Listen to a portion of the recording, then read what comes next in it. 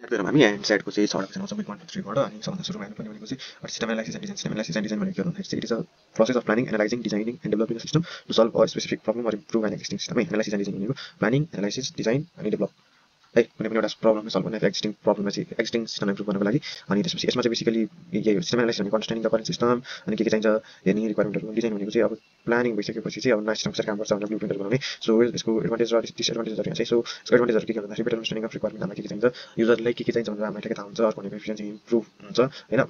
अनि त्यसपछि अर्को भनेको प्रब्लम सल्भिङको लागि हेल्प हुन्छ के प्रब्लम हुनसक्छ हामीलाई थाहा हुन्छ सिस्टममा। त्यसपछि time and cost in long run यदि हामीले चाहेको सिम्पल प्रब्लम हामीले बनाउन सक्यो भने it's time and cost in long run easy maintenance and update maintain गर्न एउटा राम्रोसँग डिजाइन गरेर बनाएको चाहिँ यस टिकीको चाहिँ it's easy to maintain and update पनि इजी हुन्छ। अब यसको डिसएडभान्टेज पनि के छ भन्दाखेरि चाहिँ यो टाइम कन्ज्युमिङ प्रोसेस हो। यो एकैछिन हुन्छ भने हुँदैन सबै इन्फर्मेसन गर्नु पऱ्यो एनालाइसिस गर्नु पऱ्यो होइन। And you need to take out the solution हुन्छ सो अलिक टाइम लाग्छ। अनि अर्को भनेको इनिसियल क्लास सुरुको स्टार्टमा चाहिँ we have to hire the expert सबै कुराहरू रिक्वायरमेन्टको कुराहरू चाहिन्छ। सो सुरुको कसैको नआइ हुन्छ स्किल पिपलहरू चाहिन्छ जो गर्न सक्दैन एक्सपर्ट पिपल हायर गर्नुपर्छ भनेर चाहिएको छ। अनि अर्को भनेको रिस्क अफ ओभर डिजाइन कहिले चाहिँ डिजाइन त गरिन्छ तर ओभरै डिजाइन मतलब के चाहिएको भन्दा बढी पनि डिजाइन गर्न सकिन्छ। एन्ड अर्को चाहिँ युजर हिस्ट्री भनेको मैले चेन्ज एन्ड ओल्ड सिस्टम कुनै पनि पहिलाको सिस्टमलाई एकचोटि if you change it then युजरलाई प्लान नभएर they might not like it पहिला सिस्टम हुनसक्छ। सो हल्का प्रब्लम हुनसक्छ है। सो यो सिस्टम एनालाइसिस एन्ड डिजाइन गरिदियो है। अब हामी जान्छौँ system development life cycle. So यो भनेको त यो भनेको चाहिँ structure process use for developing information system होइन। अनि यो भनेको नि बेसिकली यही नै हो होइन। तर यसमा चाहिँ के भन्दा चाहिँ सिस्टम डेभलपमेन्ट लाइफ साइकल यो लाइफ साइकल चाहिँ के हुन्छ भनेर चाहिँ भनेको छ। सो यो भनेको चाहिँ भनेको step by step process use to plan build test and launch software system है। सो यसमा पनि यही माथिकै कुराहरू स्टार्ट लेख्दा हुन्छ। अनि यसको मेन गोल भनेको डेलिभर हाई क्वालिटी सिस्टम हामी हाई क्वालिटी सिस्टमहरू बनाउने है।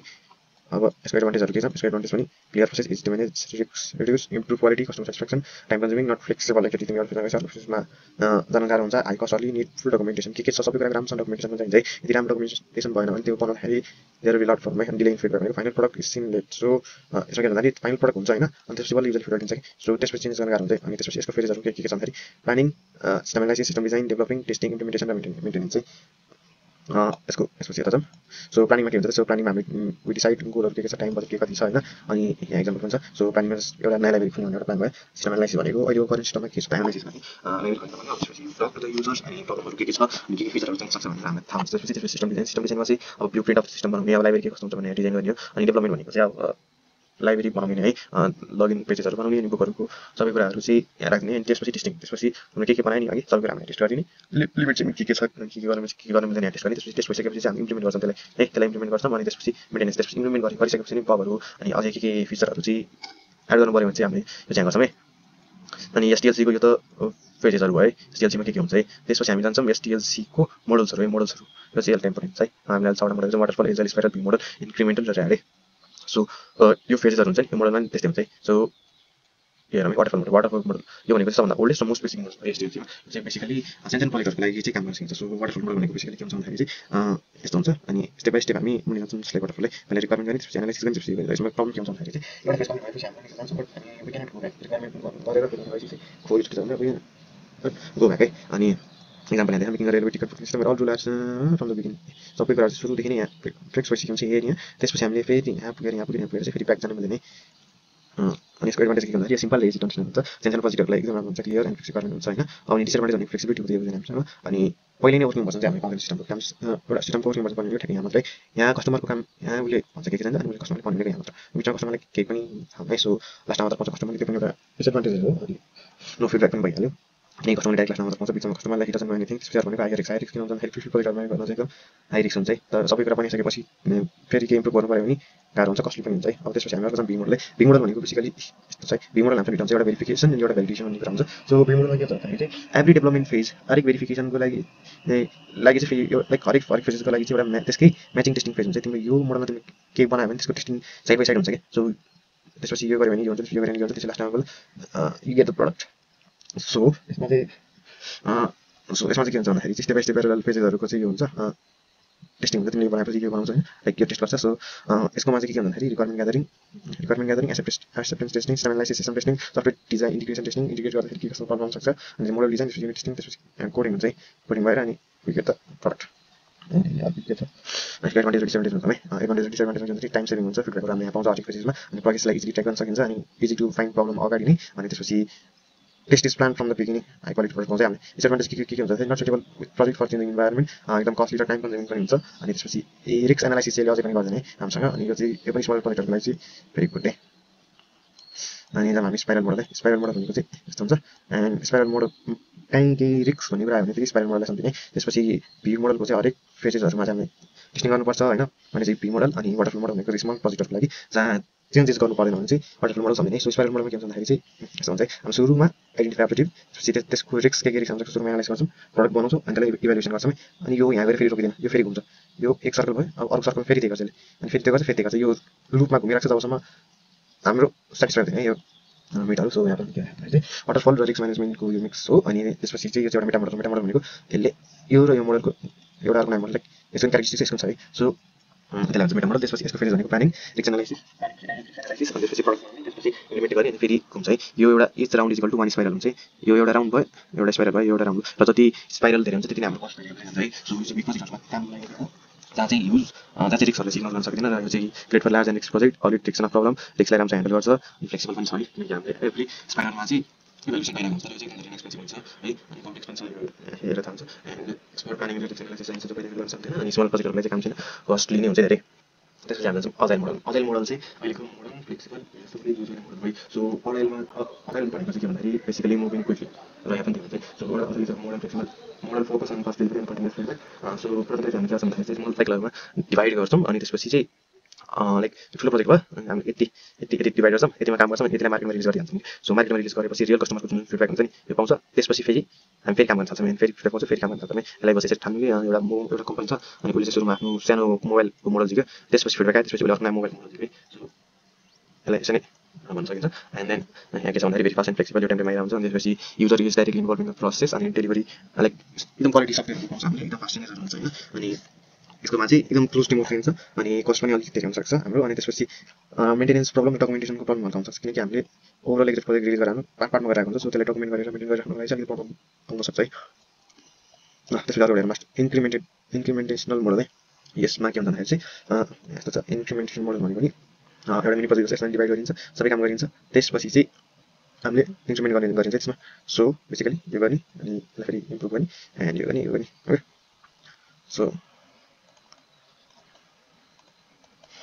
ओके सो हाम्रो आउँछ भनेको कम्पेरिजन है सो कम्पेरिजनमा जाऊँ सो वाटरफल र एजाइल मोडल भनेको ओल्डेस्ट मोडल हो एजाइल भनेको अहिले मोडर्न सबैले युज गर्ने मोडल हो है अनि यसमा चाहिँ डेभलपमेन्ट स्टाइल के हुन्छ भन्दाखेरि चाहिँ लिनियर सिधै हुन्छ सिक्वेन्सर हुन्छ र स्पेजेस पछि अर्को हुन्छ है अनि यसमा चाहिँ के हुन्छ भन्दाखेरि चाहिँ अर्को रनिङ स्मल साइकल होइन कल्ड स्प्रिन्ट है यो चाहिँ सबै लिनियर स्पेजेसमा हुँदैन यसलाई चाहिँ ब्रेकडाउन गरेर गरिन्छ है अनि अर्को भनेको फ्लेक्सिबिलिटी कुरा फ्लेक्सिबिलिटी यसमा सधैँ छैन किनकि यो ब्याकग्राउन्ड बेनिफिट भइसकेपछि तर यसमा चाहिँ किनकि हामीले सानसानोमा ब्रेक गरेर फ्लेक्सिबिलिटी एकदम हाई हुन्छ प्लानिङ हामीले सबै कुरा बिगिनिङमै गर्न सकिन्छ तर यसमा चाहिँ अनगोइङ अड्याप्टिभ प्लानिङ हुन्छ according to the changing requirement यसमा युजर चाहिँ सुरुमा इन्भल्भ हुन्छ होइन तर यसमा चाहिँ के हुन्छ भन्दाखेरि चाहिँ through out the every process user चाहिँ इन्भल्भ हुन्छ एजाइल मोडलमा है अनि टेस्टिङ चाहिँ सफ्टवेयर डेभलप भइसकेपछि मात्रै हुन्छ भने यसमा चाहिँ टेस्टिङ चाहिँ एभ्री स्प्रिन्ट कन्टिन्युसली गरिन्छ है अनि फिडब्याक पनि लास्टमा पाउँछ यसमा हरेक स्प्रिन्टमा वी गेट अ फिडब्याक है अनि यो चाहिँ बेस्ट फर त्यस्तो प्रोजेक्ट जसमा चाहिँ रिक्वायरमेन्ट एकदम फिक्स छ र चेन्ज हुँदैन र यो चाहिँ त्यस्तोमा जसमा चाहिँ रिक्वायरमेन्ट चेन्ज भइरहेको हुन्छ है कस्ट पनि अलिकति कम पर्छ तर यो चाहिँ कस्ट थाहा हुँदैन हामीलाई है कस्ट हाई पर्न सक्छ अनि यसमा नि heavy document required before starting पढि चाहिन्छ तर यसमा चाहिँ के हुन्छ डकुमेन्ट हुँदैन कि डकुमेन्टेसन एकदम मिनिमल हुन्छ है अनि अब हामी जाऊँ त्यसपछि agile process waterfall process beam model है सो वाटरफल भनेको यसरी गइरहेको छ बीम मोडल भनेको यस्तो यसमा पनि हामीले के भन्न सकिन्छ बेसिक कन्सेप्ट के भन्न सकिन्छ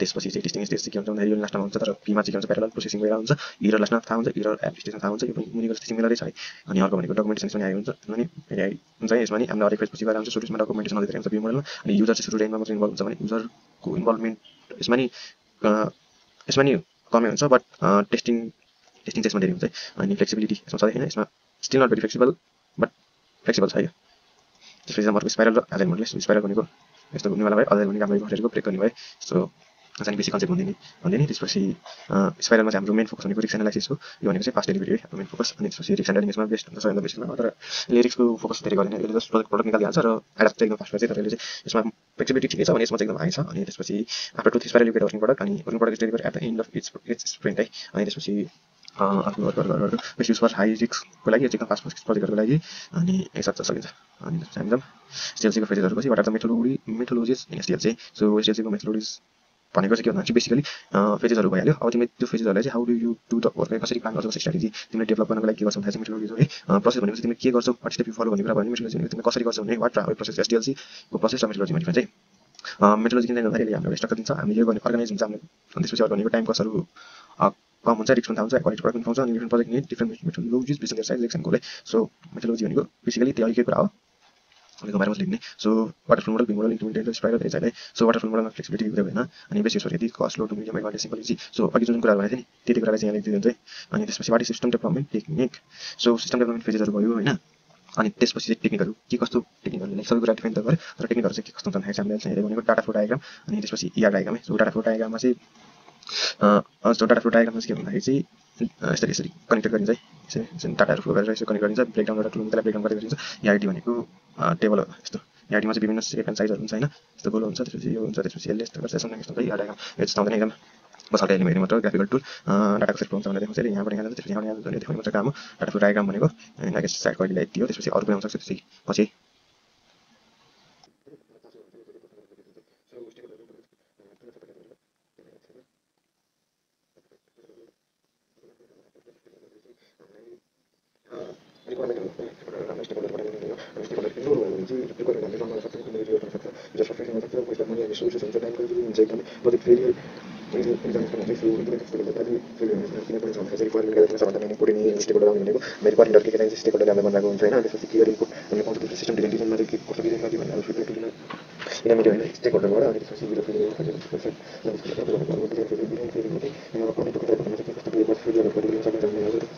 टेस्टिङ फेजमा चाहिँ आइएनजी बगहरू के छ कि छैन भनेर चाहिँ हामीले विदाउट एनी डिफेक्ट पाउँछौँ। सिस्टम इन्भल्भमेन्ट डिपार्टमेन्टमा स्टेक होल्डरको इम्प्लोयरहरूलाई हामीले ट्रेनिङ दिने ट्रेनिङहरू अनि सो द्याट स्मुथ ट्रान्जेक्सन हामी पहिला सिस्टम अहिले कुनै सिस्टमबाट चाहिँ स्मुथ ट्रान्जेक्सन होस् भनेर हामीले डिपार्टमेन्ट फेजमा पनि चाहिन्छ। डिपार्टमेन्ट गरिसकेपछि हाम्रो जुन भन्दाखेरि मेन्टेनेन्समा चाहिँ कन्टिन्युसली अघि बढ्नु इफेक्टिभ हुने डिपार्टमेन्ट हुन्छ, स्टेक होल्डरबाट चाहिँ हुन्छ है। सो त्यहाँबाट भने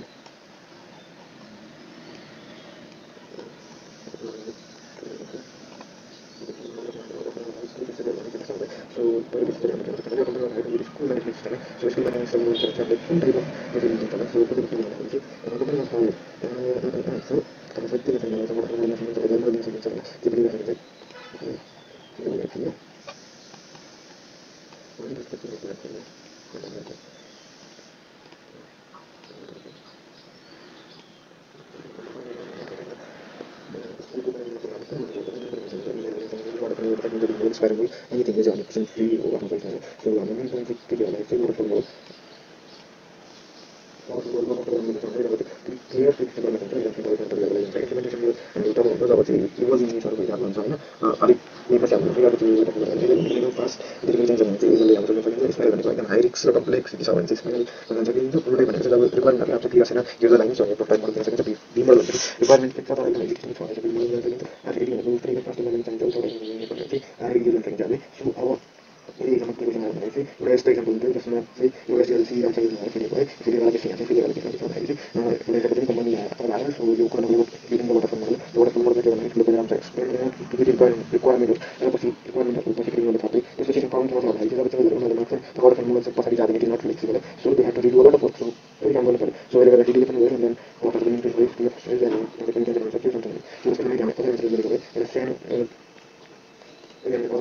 भन्दाखेरि चाहिँ हामीले चाहिँ यो फुटबल प्रोजेक्टलाई चाहिँ उयो एकदम इम्प्रुभ गर्नुपर्छ। त्यसमा गरेर चाहिँ सजिलो नि हुन्थ्यो, हामीले स्पाइरल पनि गर्न सकिन्थ्यो होइन। सो अब होइन अर्को भनेको चाहिँ रियल एक्जाम्पल यो टाटा वाटरफल चाहिँ हस्पिटल म्यानेजमेन्ट सिस्टम जहाँ चाहिँ फिक्स रिक्वायरमेन्टहरू नो मेजर चेन्ज गर्छ होइन। सो त्यहाँ हुन्छ वाटरफल मोडल त्यसपछि अर्को इन्क्रिमेन्ट यो चाहिँ हामीले चाहिँ युनिभर्सिटीहरूको लागि चाहिँ बनाउन सकियो होइन। सो त्यसपछि अर्को है सबै लगेर त्यसपछि कोर्सहरू गर्न सकिन्छ। भनेको चाहिँ त्यसमा फाइभ इन्क्लुजन यहाँले के गर्दाखेरि सबै पहिला वेबसाइट बनायो त्यसपछि फेरि बनायो फेरि बनायो गर्न सक्छ। त्यो गरेको चाहिँ स्पाइरल भनेको चाहिँ भनेको एकदम हाई रिस्क हुन्छ मिलिट्रीहरूको अनि त्यसपछि यस्तो टेक्निकलहरूको लागि त्यसको भनेको चाहिँ ब्याङ्किङ हुन्छ पहिला काम मात्रै होइन त्यसपछि भनेको चाहिँ त्यही यो ट्राफिक कन्ट्रोल भनेको चाहिँ हामी सबै कुरा थाहा छ तर we have to test it होइन राम्रोसँग बिफोर इम्प्लिमेन्टिङ भने चाहिँ त्यही भएर यस्तो ट्राफिक कन्ट्रोल सिस्टमहरूमा चाहिँ यो युज हुन्छ है। त्यही